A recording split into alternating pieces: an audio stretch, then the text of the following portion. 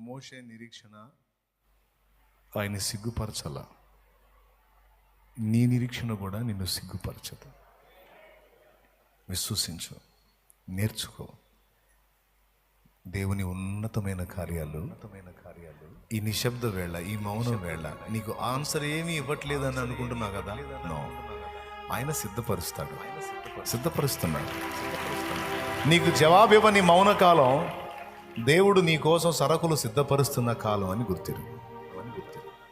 మోషే 40 ఏళ్లుగా నిరీక్షించిన నిరీక్షణలో మోషే తర్వాత పరిచారకుడిని రెడీ చేసుకున్నాడు దేవుడు. అక్కడ ఇశ్రాయేలుని రెడీ చేశాడు.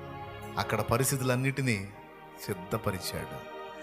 అంటే ఇక్కడ మోషే నాకు ఆన్సర్ రావట్లేదు. ఓ, కొంతమంది తపన అదే, నాకు ఆన్సర్ లేదు. పిచ్చి తల్లి, సరకులు రెడీ చేస్తున్నాడు.